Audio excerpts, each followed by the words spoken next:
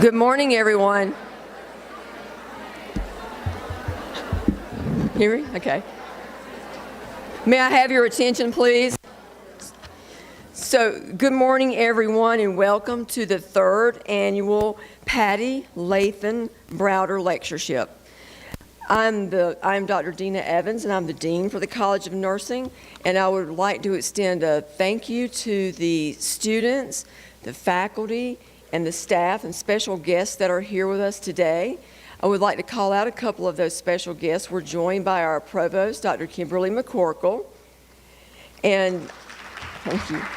And also Dr. William Browder and his daughter, Megan Stone Cipher, who will be integral to this story. So welcome. So we are honored to offer this lectureship that was established in 2022 through an endowment by Dr. William Browder in memory of his late wife, Pattie.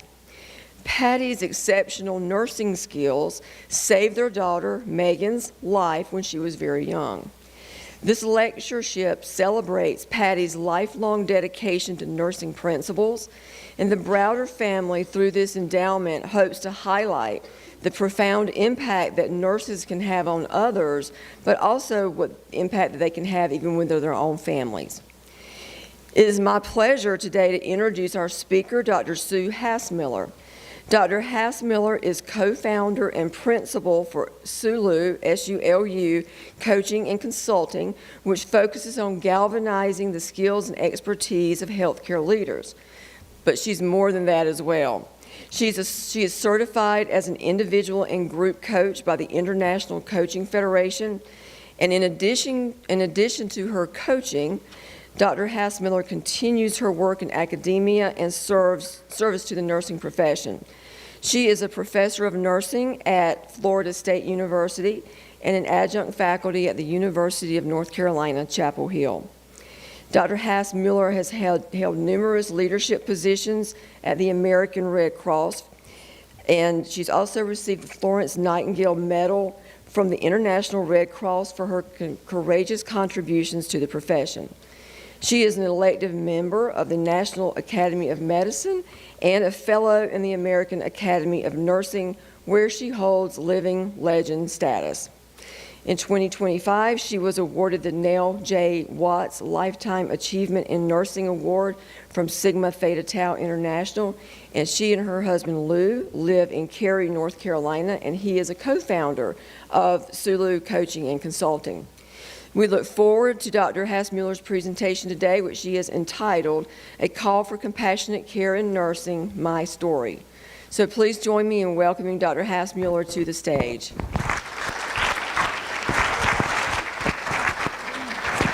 All right. Hello, everyone. Good morning. Thank you for having me here. It is absolutely a beautiful day, isn't it? I'm going to put this down. I think, can you hear me? I'm on the lavalier mic. Okay, great. I love it. Almost all student audience. You are my favorite audience because this is kind of, maybe I'll use this as a double backup. Okay.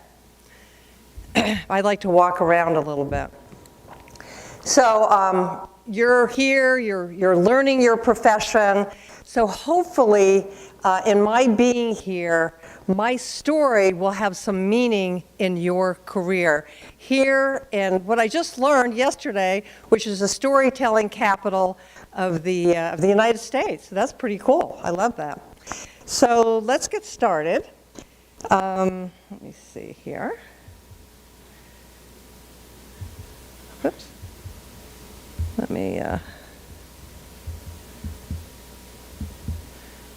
okay, there we go. Okay, so thank you very much, Anne, and thank you, Dr. Evans, for having me here. It is a great pleasure to be here.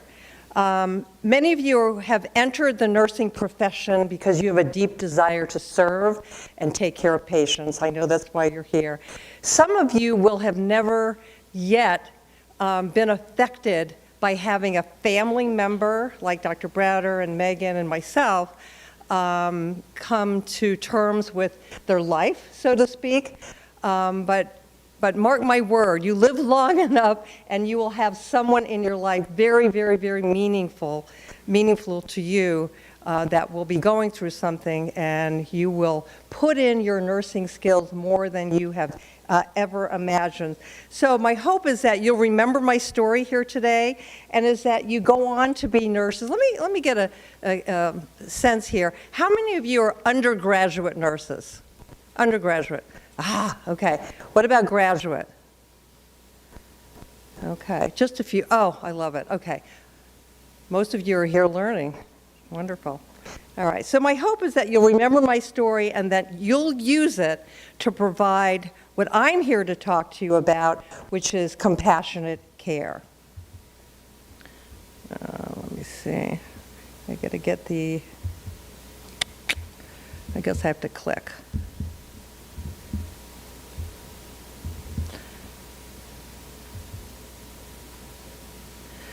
Okay. So in my life, there's sort of a before and an after. So there is a before, which is when I was married to my husband. His name is Bob. And there's an after time, which is after his accident and everything that happened. So when I wasn't at work, I worked primarily, had a lot of leadership positions in my life, but I spent the last 25 years before I started my encore career with my own business in the Robert Wood Johnson Foundation. The Robert Wood Johnson Foundation is the country's largest healthcare philanthropy. And I was responsible for all of, I don't know if you're learning this and if your professors are bringing it in, but all of the future of nursing work. The Future of Nursing 2020 report, and then the latest report that I did out of the National Academy of Medicine that had to do with nurses helping to achieve health equity in our country. So when I wasn't at work, my husband and I had a long-term, loving relationship. We were married for 37 years. We hiked, we biked, we welcomed 2 grandchildren into our lives, and we were filled with joy, and we're just about to take a big trip. This thing is not exactly working. When I got a call that people don't want to get, it was one of the worst days in my life. The worst day is coming, and I'll tell you in the story.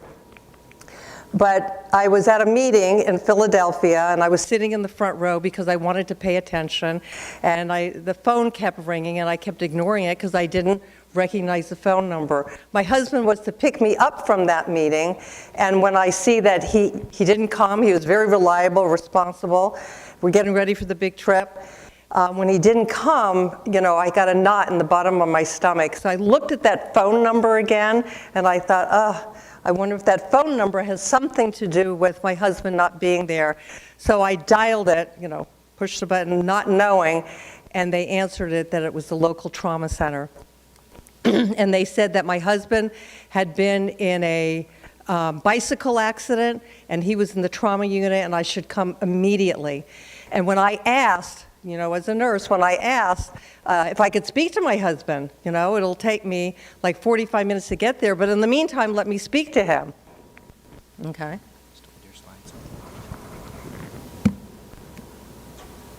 Is this a clicker that'll work here?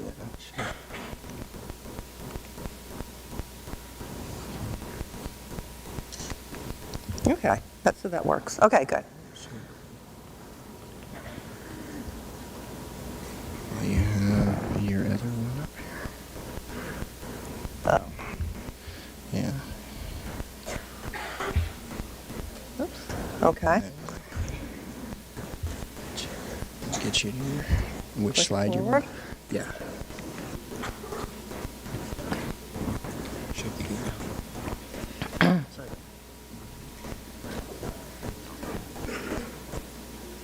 Okay. So it was in that instant, everything changed. When the nurse said, I can't really, I said, just bring the phone, because I know you just bring a phone to a patient, right? Bring the phone to the patient. when the nurse said, I can't really do that, I knew it was serious. So I found my way to the trauma center, and I found my husband, who was to that point an athlete, riding his bike all the time, running, a quadriplegic, an instant quadriplegic. So that was the beginning of my journey not as a nurse, but I had my nurse's hat on, but I became a family member, and it was very, very, very difficult. And this is really what I want to convey to you today, the importance of understanding what's going on from a family member's point of view.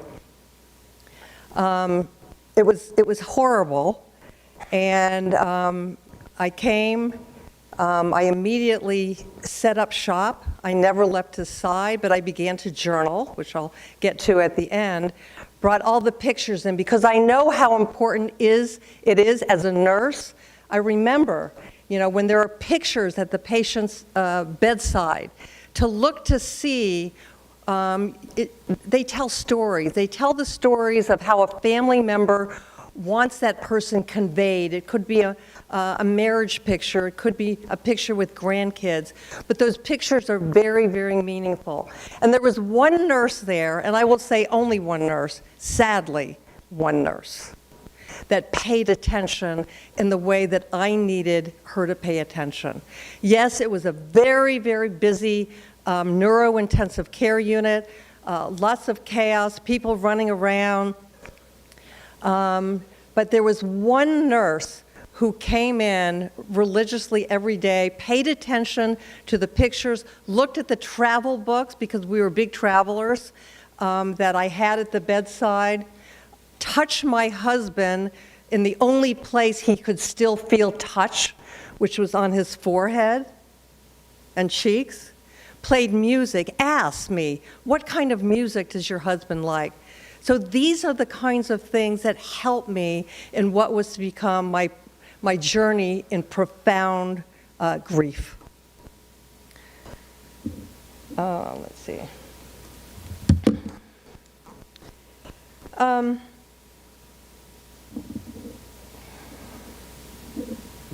Okay. I have some words here, but they're kind of not lining up. Let me see. All right. So, I understand, I'm a nurse, right? So I had my nurse's hat on. I knew, even though I hadn't worked at the front lines in a very long time, it's very busy. There's technology, there's documentation, there's a lot of things that nurses have to tend to. And technology, paperwork, I knew that there were staffing issues. There are all these things going on that a normal sort of family member wouldn't necessarily know, but I gave some leeway, if you will, because I knew that nurses would deal with all of those issues. But it was Kathy who, at the end, after 10 days, I made the decision that we were going to have to turn off the machines because every system in my husband's body was failing. And there are so many stories in those 10 days that I have that I can't get into that have to do with other nurses and other providers and what happened. But I will just tell you that on that last day, Kathy thankfully was there again, my special nurse. And she helped me dial down the machines, the breathing machine, as the day went along. She worked the 7 to 7 shift. And I was getting really nervous because I knew her shift was ending at 7 p.m. And she kept saying, your husband is an athlete, his heart is not giving up. And she encouraged me to talk to him. And at the end, probably at 6:45, she came into the room with her coat on. This is the middle of October in Philadelphia, with her coat on and her purse strapped across her chest. And I said to her, I'm just not sure I can do this, Kathy. I'm just not sure. And I started to cry, and she said, I'm not leaving you. So she tore off her coat. Now, not everyone can do this, right? But she tore off her coat, threw her purse to the side, and she says, I'm not leaving you. I'll stay here as long as you need me. So needless to say, I nominated her for a Daisy Award, but she has had many Daisy Awards, and she is such a role model.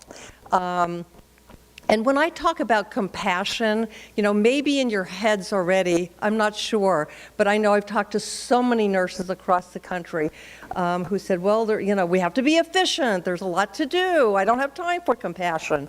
But I hope to make the case for you that compassion can be a 30 or 60-second moment in a person's life. It can be a touch of a hand, and it's always putting the phone down, putting the computer down. I can't tell you how many times people came into that room and asked me if I had a question when their head was halfway out the door. These things matter. These things matter. Okay? So a touch, looking someone in the eyes. Did that change? So what do patients and families, what do they need? To understand and agree with the care being provided, most of all, is to be asked. Because you don't know, you cannot assume. Here's what you can assume. This is what you can assume. You might be in your comfort zone in the hospital, in a clinic, working, you have your scrubs on. That's your comfort zone for most of your day. This is not the comfort zone of the person that you're taking care of. You can assume that they have, perhaps, depending on the situation, fear of the unknown, anxiety, flight or fight. A lot of things are going on, and it makes a big difference if you ask. And some people will say, well, I don't want to open the Pandora's box, because if I ask, I just have very limited time. I can't listen to all this. But you can. The more experienced you become, you know how to sort of ask a question and then guide the information that you need. But that's most important, is asking. To be able to express hopes and fears, to understand and to be acknowledged. This is what human beings want, right? Right? You're learning that. Being acknowledged in the workplace, there's a lot of strategies that I'll talk about, right? That are going on now, joy in the workplace. But recognition and acknowledgement as a human being. We're all here on this earth for a short amount of time, and this is, you learn about Maslow hierarchy of needs. This is what we need. Let me just see here.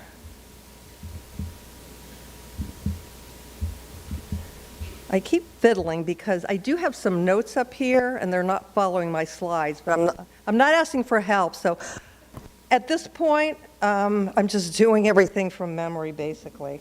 It is my story, so I can do it. Let me see. But I'm trying to see.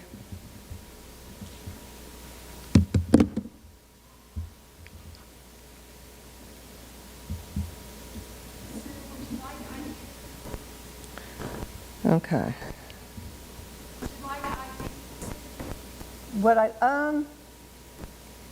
Yeah, maybe so. Okay.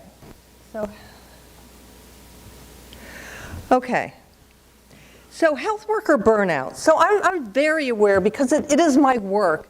I work at the national level with the nursing profession, so it is my job. And it was my job when I was there with my husband to know what was going on with the nursing profession. So very well aware of nursing burnout. And, at the time he was in the hospital, and certainly afterwards with COVID. COVID, of course, exacerbated everything. Everyone went to their cubbies. It was particularly hard, I think, for nurses and the health professions to take care of people when family members couldn't come in, and everything was on computers and phones. A very, very hard time, and it was a hard time to come out of that as well. And what I do know is with burned out healthcare providers, you can't give what you don't have. You can't give what you don't have. So I'm making the proclamation that this is what family members need, but I know that your cup needs to be filled first or as well, right?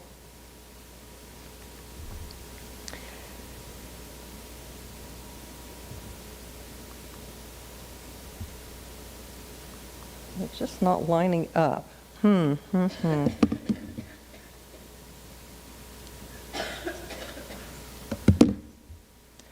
will do whatever the tech guy tells me to do to make this work. Okay, I want to do this slide. Okay. And then the words are not. Right, the notes are not lining up with the slide on the screen. Yeah, so I want this slide up now with these words. Okay. Oops.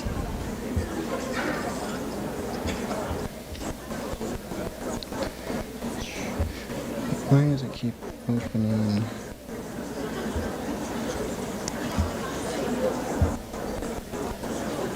Okay. Okay. I think it's good now, right? Yeah, and make sure just the side buttons here, the two. Yeah, okay. So let me do this. See, this is not changing when I change this. See, look at. See when I go back and forth, see that? Why does it keep making a new paragraph?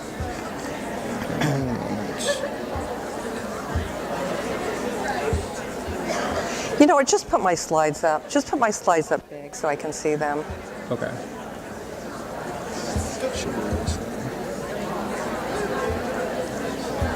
Because the words are just not being used. Okay.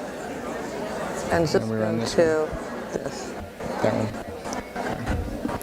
And we'll go slideshow. Okay. Is that up? Yes. Okay. This will just change it like this here. Yes. Okay. All right. All right. We got rid of all the words. You just got me. Okay. I was hardly using any words at all, but you know, there are prompts, right? All right. So very fortunately, even when my husband was in the hospital and afterwards during the pandemic, hospitals and healthcare organizations were getting the picture, right? Scores were low, patient experience scores were low, employee engagement scores were very low. People were leaving. In the nursing profession, that's something else I tracked very carefully. There was a big turnover where nurses were coming, staying perhaps for a year or two, and then moving on. So it was a big money waster, if I can say it that way, a big money waster for healthcare organizations. And, you know, for better, for worse, money talks. So did they care about our healthcare and our well-being? Yes, I think some people did, but it was mostly the money that it took to bring new people in and this churn that was going on in the country. All right. This is a good thing. In 2010, right, the Affordable Care Act passed, and it helped a lot of people with a lot of things. And one of the most important things in my world that the Affordable Care Act was to tack on a financial incentive to healthcare organizations around patient experience. They already had a financial incentive and like a zing, a debit, if you, weren't paying attention to quality, right? There were quality indicators. But now, all of a sudden, somebody there was getting the picture that patient experience was somehow connected to all of this. So what I am going to do from here on out is really give you the business case. And it was a business case in this country. The business case having to do with money and how we save money, but how that's attached to worker burnout and patient experience, because it's all connected. It's all connected. All right. So there's a lot of research around this. So when people say, I don't have time to be compassionate, it's not efficient to be compassionate, hopefully the culture that is being set in your healthcare organization is one that role models and pays attention, because it's not only the right thing to do and the nice thing to do, right? But it makes sense for the bottom line, because all of these things are connected, and we know this now. And this is what I want you to know. When patients say they have good care, they have the form that they fill out at the end, right? Everybody's sending us these evaluation forms. So when they say they have good care, not only on their form, but with their neighbors and who they're talking to and their family members, there are connections to that healthcare facility with lower readmission rates, shorter lengths of stay, fewer hospital-acquired conditions, higher patient safety indicator scores, and higher patient engagement scores. Costs decrease and outcomes improve if there is a culture of compassion. It's been proven, okay? So it's not just about being nice. I should have more than just nurses in here, because nurses know that compassion is important. I should have the healthcare leaders here in this community to really, hopefully they know this and understand this. Okay. So more evidence. I'm going to give you a lot more ways to connect the dots so you understand this. So higher patient experience scores. When there are higher patient experience scores, number one, remember I told you there is a link to more sort of, I'll just call it bonus money from CMS, because you've done a great job with patients, right? So that's not up there. But when people are well taken care of and they say, that was a really good experience. Yeah, I had an operation and it sucked and I didn't like any of that. But you know what? The care that I got was really excellent. The nurses took great care of me. I liked my doctor. When people say that and they have that in their head, then there's better follow-up. They're just open. They're more open. Better teamwork, leadership, and quality. There are more and new repeat visits because people give referrals. Now, I think you just have one health system in this area, right? Yeah. But in other parts of the country, there's like a ton of competition, right? A ton of competition. And people can go any place. I'm on the board of the largest healthcare system in New Jersey, Hackensack Meridian Health System. But there are other choices, even New York City. So it's very critical for people, especially in an area of competition, to have people walking out of that facility saying, that was damn good care. I would go back there, and you should too. And fewer physicians are sued. You know this, Dr. Browder, right? Yeah, you do know that. Okay. So Christina Dempsey is someone I liked to follow in the past. She was the chief nurse at Press Ganey, an organization that keeps track of all these scores, right? And helps hospitals. They have a consulting firm. They make all these connections. Well, she wrote a book called The Antidote to Suffering: How Compassionate, Connected Care Improves Safety, Quality, and Experience. Okay? And so she set forth a model for what a healthcare facility should follow, right? So compassion-connected care is at the center of that experience. You know what drives me the most crazy? I was telling the dean last night and Ann Godfrey. This is what really peeves me as I work across the nation. Every healthcare facility and every hospital in this country starts out their mission and vision with the following words. You know what they are? We are patient-centered. We are patient-centered. Patients are at the center of our care, right? And it's not always true. It's not always true. I think it's a meaningful statement to make, and I think people do try. But you really have to really be very intentional with your strategies to really ensure that what you say, you really mean, okay? So working on your culture, your operational efficiencies, your clinical excellence, and your caring behaviors, all of this matters. You cannot just have this three-pronged approach, clinical excellence, operational efficiency, and somehow working on your mission and vision without having the caring behaviors. So, in other words, the pathway to compassionate care is, okay. The provision of exceptionally skilled clinical care in an environment that is efficient and effective by engaged and resilient caregivers, right? That's us.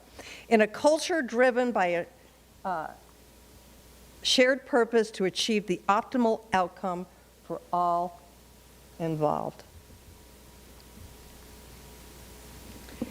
And this is what matters. Look at these things that Christina Dempsey, the chief nurse at Press Ganey, who tracks all of this stuff around the world, these are the things that matter. If you're talking about patient experience that is connected to outcomes, right? That is connected to financial incentives. If you care about all of those steps, then you should care about what people want and need when they are out of their comfort zone. Empathy, courtesy, they want choices.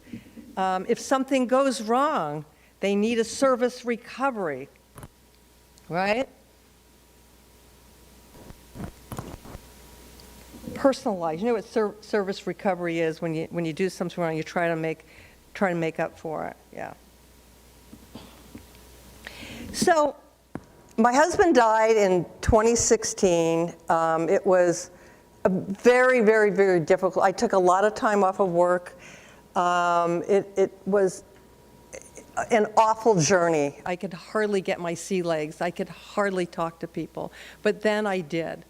And I went back to work. And then I set about, because I had the wonderful perch that I did as being the senior nurse at the Robert Wood Johnson Foundation, I could do these things for our nursing profession that mattered, that I thought that mattered. So I interviewed 25 of the top healthcare organizations in our country and their nursing leaders, okay? And then I published it in the Journal of Nursing Administration. But I interviewed them on this notion about, what are your best practices for patient experience? What matters in your healthcare organization? And their activities focused on engaging families, resulted in patient experience scores and decreased, yeah, I said all that, so let's go on. Okay, so here are some of the things that they said. Hopefully some of the things I have on this screen here is what you're learning and what you're seeing in your healthcare facilities, okay? Because this speaks of how we engage. I see a no. You're shaking your head no? Okay. Anyways, hopefully. Code Lavender is one that you may not be familiar with. I was not familiar with it when I did all of my interviewing, but that is a very intentional strategy of having chaplains involved.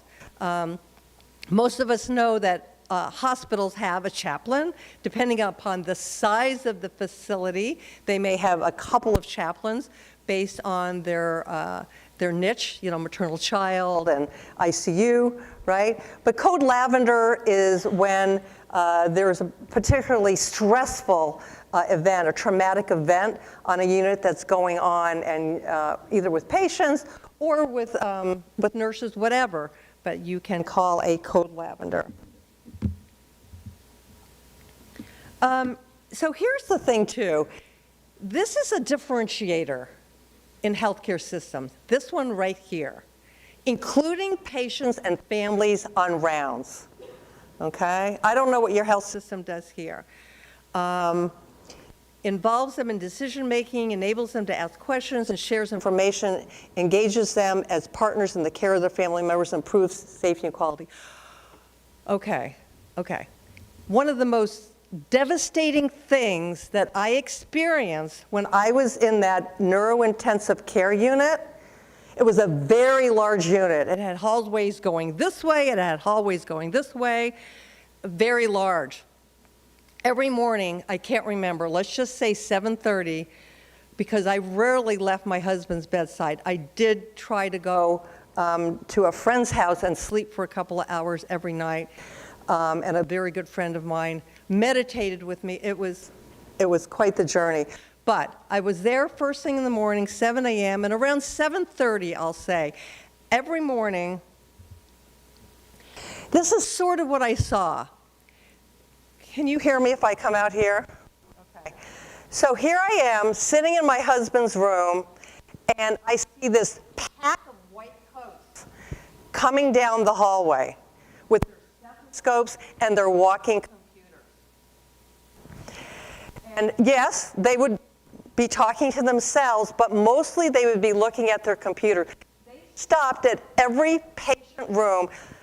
This is a family member's brain, but my nurse's brain, and my nursing leadership brain, and my healthcare system brain. Everything was cranking, right? And I see them stopping in a semicircle around each patient's room, and a couple of rooms, and then they would move on as a pack. I called them the intimidators. So I saw that the first day, and I saw that the second day. And I said, something is very wrong with this picture. Something is very wrong with this picture. This is about my husband who's behind this door. And this is about me, and you're out here. I'm in my right? So what did I do on the third day? I grabbed one of those pictures. I had a picture of my husband, an 8x10, with me sitting with him. And I came up on the third day, when they were in the semicircle, I just pulled up a chair, and I just sat there, and I held this picture high. The whole entire time, they were talking to their computers. Okay? And that went on the third day, the fourth day, the fifth day, and I knew how to behave as a family member. You don't want a crazy or out-of-sorts family member getting, God forbid, emotional, right? So I knew how to behave. Right? I knew how to interact with healthcare providers because they were me. I was also one of them and also one of them. So I was in two roles. And on the fifth day, the head resident guy said to me, would you like to tell us about your husband? On the fifth day. So I knew not to go on and on. I knew not to get crazy emotional. Save that for later. I knew this was a teaching moment. And I had a number of teaching moments during those 10 days where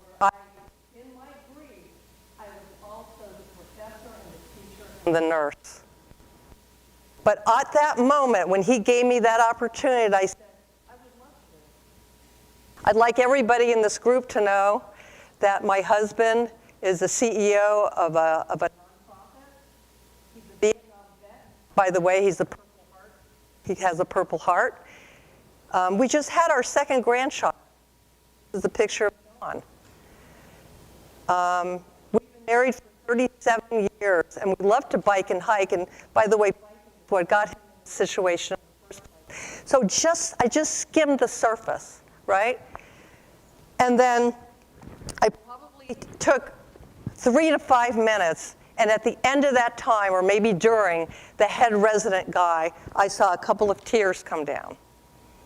How often, or had he ever done that in his entire life?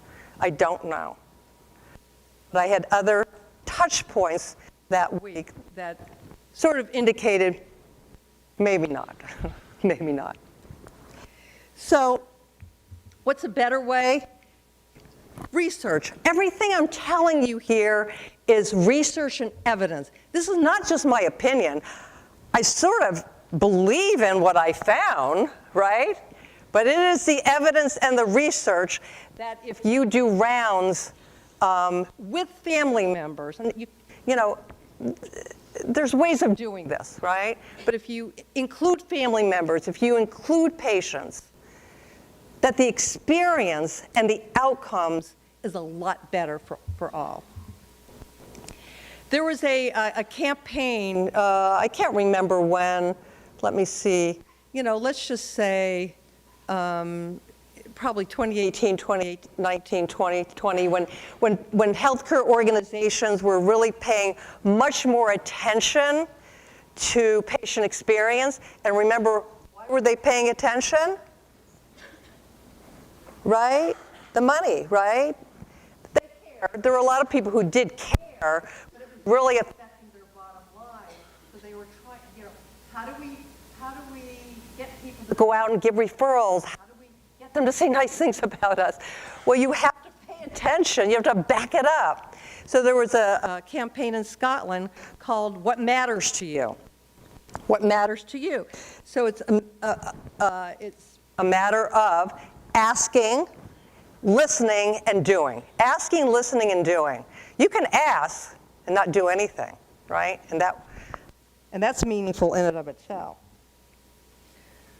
Okay, so best practices according to my research, you got to work on changing the workplace culture. It comes from the top and it comes from the sides too. You've heard people say, not just nurses, doctors, everybody. If you look at the business literature in this country, it's still the same, that people don't leave their jobs, they leave their managers. The single link to nurses' satisfaction and engagement in this country, and has not changed, is a positive working environment.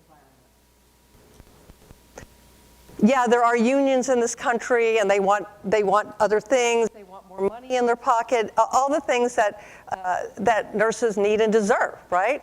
But the number one differentiator for nurses and their careers and their satisfaction and their happiness and their ability to give is a positive work environment. So everything that you can do to help your colleagues with that environment, everyone has a responsibility. It's not just leaders. All of us have a responsibility in keeping a positive work environment. You know, there are barriers, right? Is this coming up right? Yeah, okay. Barriers, I've mentioned time and efficiency. People are always saying, I don't have time, I gotta be efficient, I gotta get things done. They're not paying for overtime, I've gotta do all these things. Yes, that's true. Technology. There are ways of using technology. I'm not going to get into these things, but there are certainly ways these days to use technology to benefit patient care and to hinder patient care. You have to know the difference. You have to be a human being. Nurses are so important. They are so important in this country, in the world, as a profession. I know I have Dr. Browder here, who is a physician, and maybe others, but I'm going to tell you that nurses are the most important. And again, invite patients and families to play a role. I don't have a slide up here, but there's more research. Here's more research. I don't want you to forget this. Think of circles, right? It's the compassionate care loop. Here's the thing. Nurses are burned out, right? Unburned out. There's a lot of things that nurses can do for themselves and for their environment, right? All these things. But one way nurses get fed as human beings, as emotional human beings doing their job, is when patients feed back to them, "You're such a great nurse. I can't believe you did that for me. You saved my life," or "I wouldn't have been able to do X if it weren't for you." So nurses get fed on a daily basis by these comments that maybe their colleagues and staff, yes, and there's Daisy Awards and all that. But when you have a patient in real time telling you something, it's meaningful. And the link is this. When you get fed that way, the more you get fed, the more you have to give. But guess what? It's a loop like this. So you have to give. Inefficient to give compassionate care. It can take 60 seconds. Again, a touch, closing the computer, putting the phone down, looking someone in the eye, and saying, "How is this day going for you? How is this day going for you?" Right? So, yeah. And so when you do that for patients, they feel that. When your cup is full and you give, then they feel that. That's the loop. That's the compassionate care loop. Okay. I'm going to try to go a little bit quickly. Yeah, so caregivers also suffer. You know all of these things. You can read the list. You've heard about these things, I'm sure. And when we're burned out, when anybody's burned out, not just nursing, but anybody, right? But I'll talk about nurses here. These are the things, according to research, that happen. You're burned out. You have a half-empty cup or a cup that's hardly filled at all. Then these things happen. Errors, substance abuse, high turnover, anger, all of these things, right? And then all of this is connected. I said that. Oh, let me just, this is research too. When nurses recommend their place of work, patients are also more likely to recommend the organization. So at the national levels, Prescani and some of the other evaluative organizations, they have found that there is a link between nursing satisfaction and patient satisfaction. That link is there. When one is dropped, the other one tends to drop. When one is elevated, the other one tends to be elevated. So there's a lot that healthcare organizations, you can see, have to pay attention to.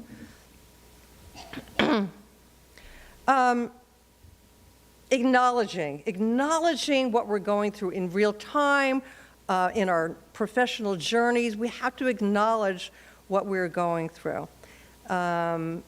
Management needs to be involved. Teamwork is vital. Empathy and trust and open communication. So here are some of the things that I think I took this from a national report that has been provided for healthcare organizations across the country. Some of the things that really matter, if you're really intent on this journey of making care better in your facility, these are the things that you need to pay attention to. Okay. And then resilience. You've heard that word a lot. What does it mean to be resilient? It means that you're aware, and this could mean an individual's resilience or a healthcare unit's or an organization's resilience. You have to first be aware, I'll take an individual, you have to be aware of what's going on in your own life, what's going on in your environment, how that environment is affecting you. So you have to be cognizant and take a moment and say, I'm being this way because of that. That's being aware, right? So awareness is first and foremost. And then agility. And then agency. Agency, of course, is having your voice, speaking up. So important. Interprofessional collaboration. A lot of research, evidence linked to the importance of teamwork in healthcare. So here are some key takeaways. Compassion must be prioritized. You got to talk about it. With the very, very large healthcare system that I belong to, I can't tell you how many hospitals they have now. I don't know. But the CEO, even at that level, talks about compassionate care. You have to live and breathe. There's so many things that you have to pay attention to, but this has to be at the core. Taking time to establish a connection, 30 to 60 seconds. Adopting best practices that I showed you. Supporting your colleagues and promoting interprofessional care.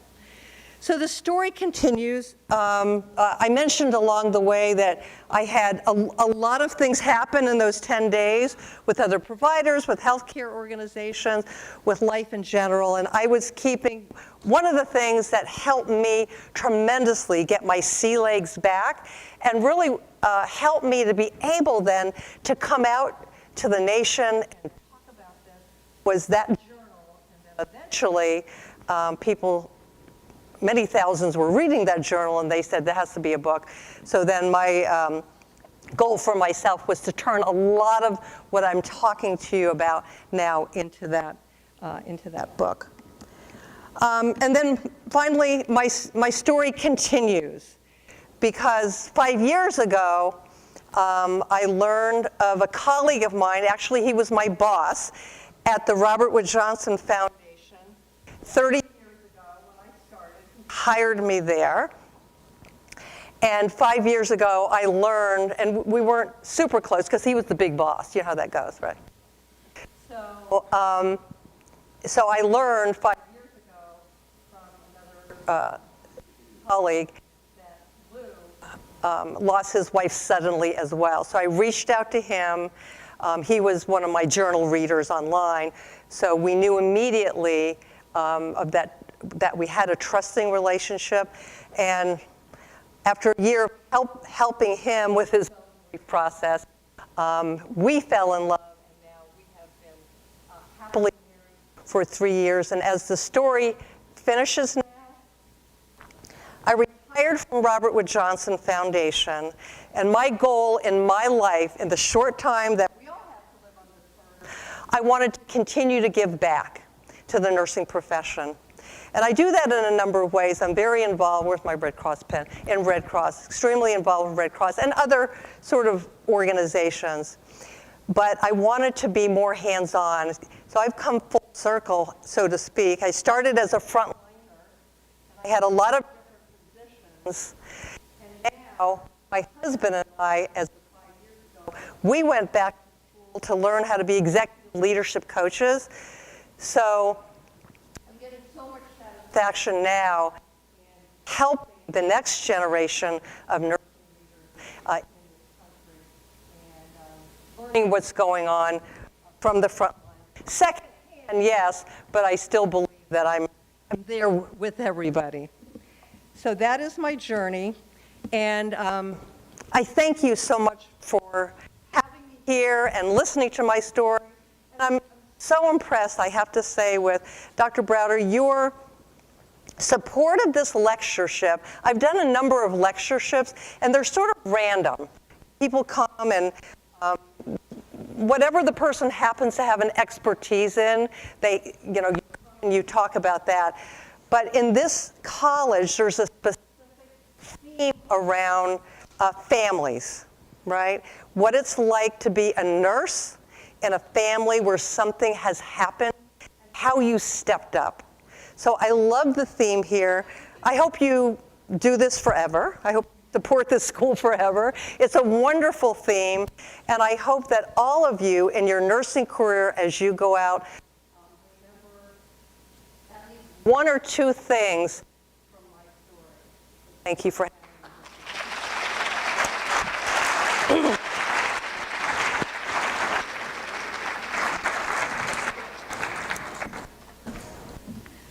So we would like, on behalf of the College of Nursing, we would like to thank Dr. Hassmiller for her time this morning and for sharing her story. And we would also like to present her with the Pattie Lathan Browder Lectureship Award. So if you would come over thank here, you. we'll give that.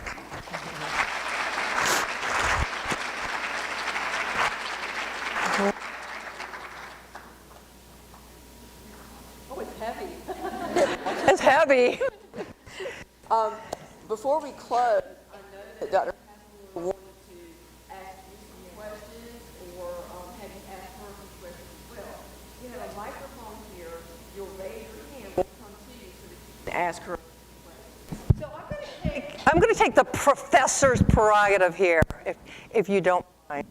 So this is what I like to do when I speak, especially with students, but all audiences.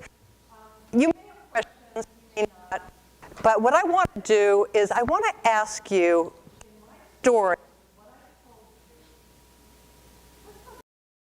way. What resonated with you? Be brave. I'm coming down. And this is like a popcorn thing. You know what the popcorn thing is, right? And I just want you to say, Turn it on. yeah, turn it on. Tell me what most resonated with you, one thing. You can raise your hand, but otherwise I'm going to stick a mic in front of you, okay? Okay, here we go. Okay, everybody listen, y'all. The impact of our normal versus the family member's normal. So like rounding in groups at the nurse's station or in front of the patient room is our normal, but for them it's a completely different story. So I liked your family member approach of the rounding. That actually kind of convicted me a little bit. Oh, that's great. Great, wonderful. Okay, hands.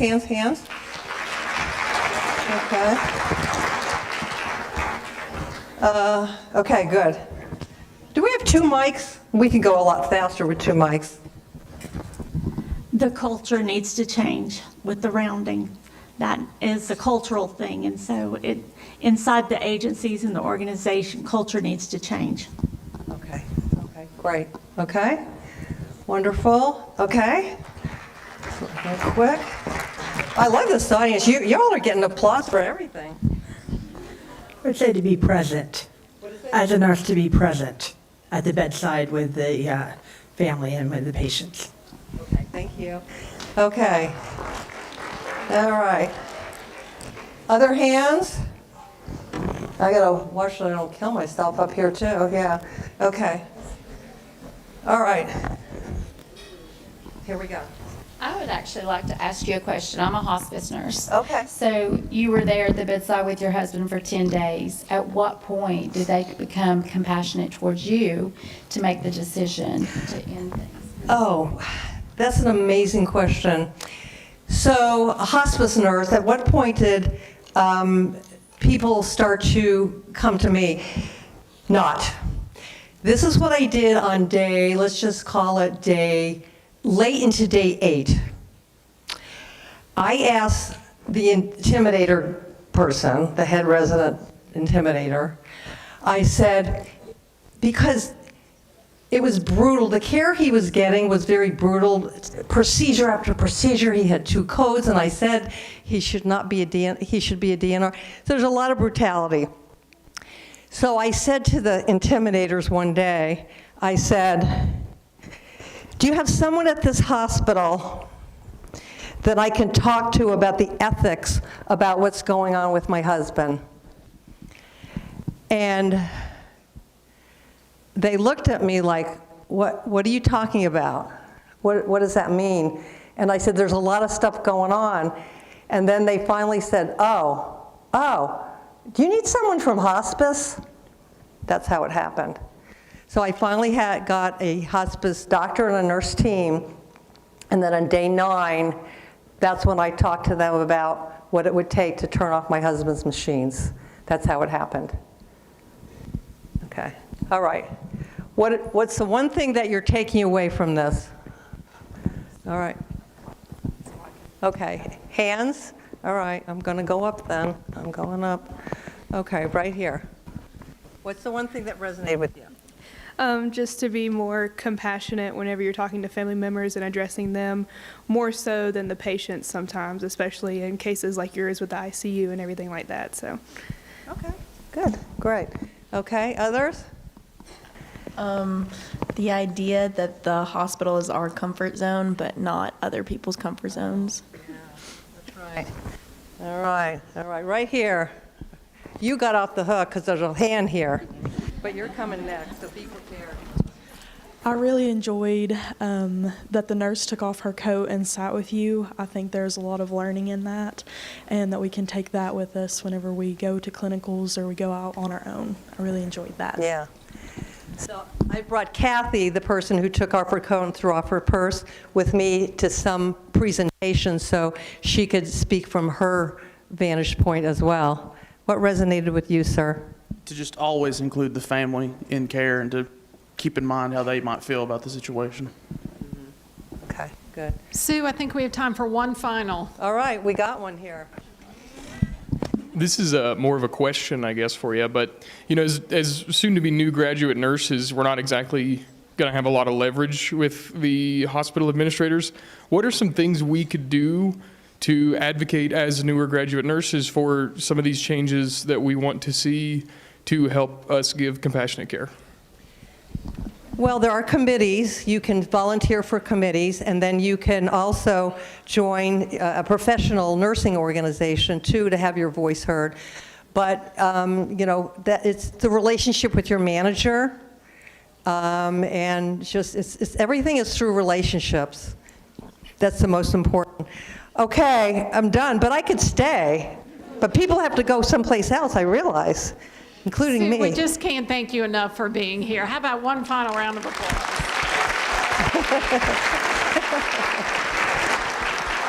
And students.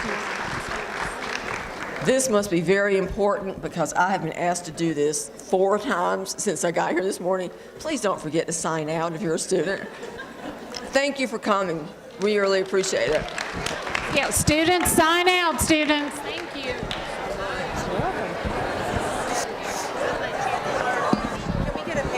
Yeah. With the, yeah.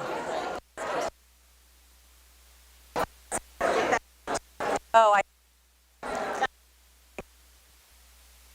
it was two. It was just two. Yeah. Look at me and didn't.